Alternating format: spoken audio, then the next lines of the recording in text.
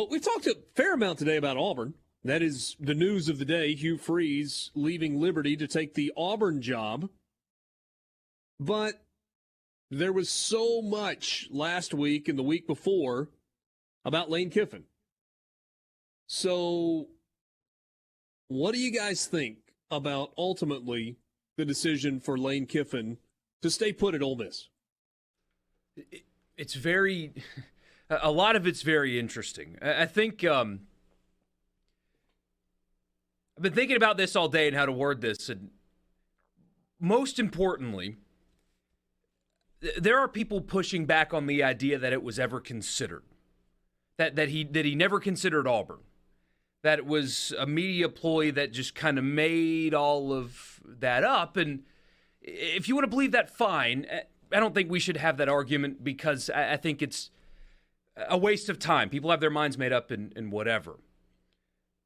I've been really critical of how this was all handled, and I think my criticism was justified. It could have gone differently. But at the end of the day, people are very quickly going to forget about that. Some fans don't even really know what happened. Some fans do and are mad right now. Some fans do and don't really care. That's going to go away quickly. The details are going to stop mattering very soon. People are going to forget that. Whatever fractured relationships there are there between he and his bosses and boosters and stuff, that's going to get mended pretty quickly.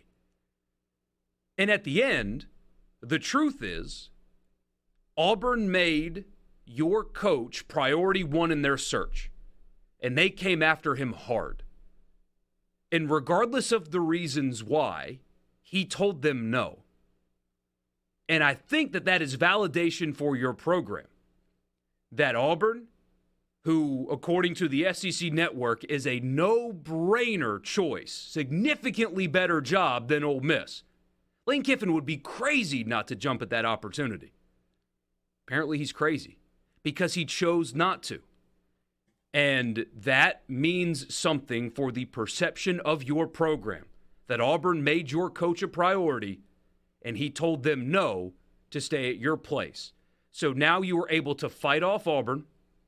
You've got a salary that is now confirmed to be in the top 10 in college football.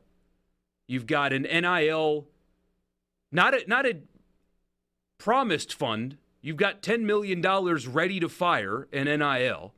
You're currently rebuilding your facility for tens of millions of dollars. You are invested, at least financially, like a big boy. And that matters for the forward-facing perception of your program. Details are going to be quickly forgotten. And at the end of the day, that is the reality. Lane Kiffin is continuing to be your football coach despite Auburn's best efforts to end that. And that's a big deal, I think. And we'll see what next November brings when we're going to do this all over again. And it'll be interesting to see, what buyouts or what. But I think if you made me make a guess, I think that next year Texas A&M is going to say, okay, we have to get out of this. And that's the guy they're going to go after, assuming he has a good season at Ole Miss next year.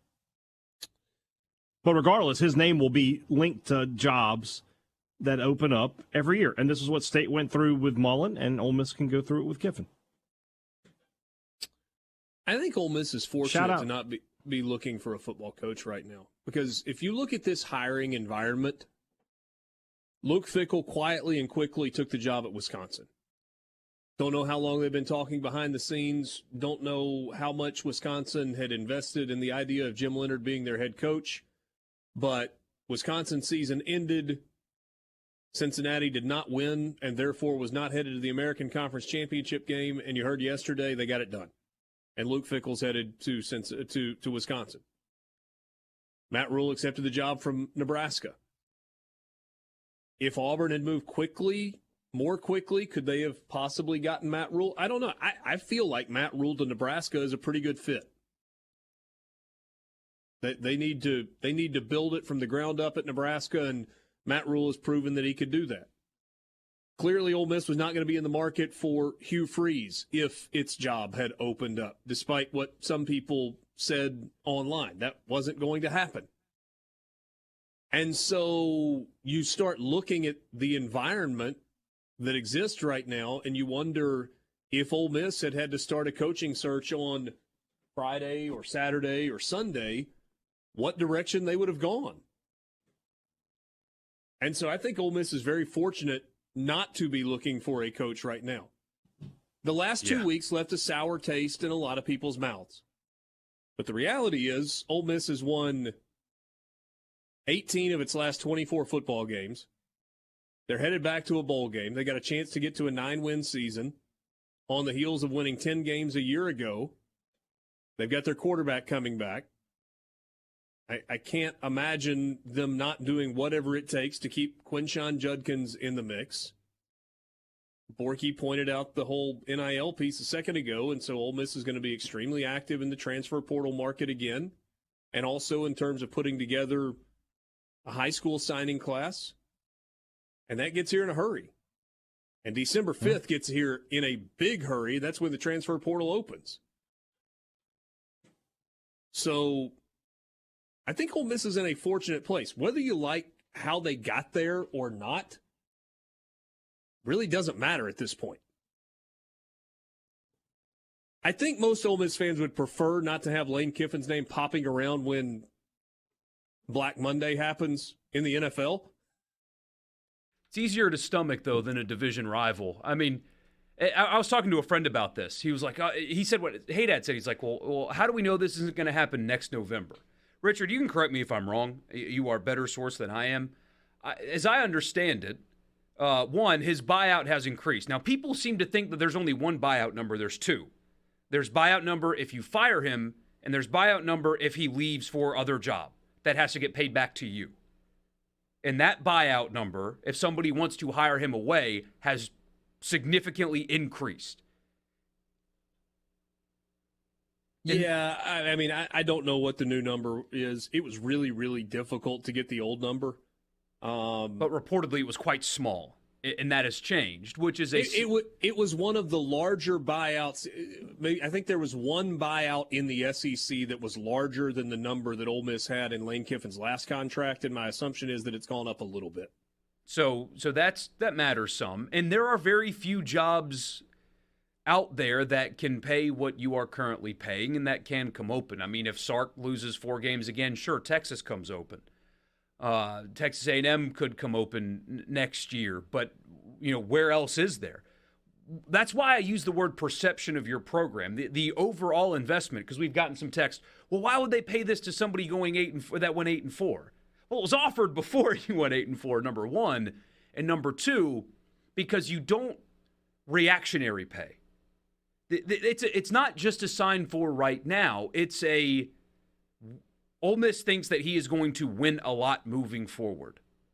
And the number of places that can realistically come after him now continues to shrink and shrink and shrink and shrink and shrink. And it's easier to swallow if your coach leaves for the NFL. It's the NFL. It's a better job. It's even easier to swallow if he would leave for Texas. You know what I mean? It's the division rival who you don't think is a better program than you in the last 10 years with basically identical win-loss records tells you that, at least in recent history, it's not. That would have been really hard for people to swallow. But if it's in the NFL, it's easier to take because it's clearly a better place to be. Quick shout out to footballscoop.com. They really were on top of all these Kiffin. Oh, wait. No, they weren't. I wonder why that is. Sometimes conspiracy theories are real. John Cohen has released a statement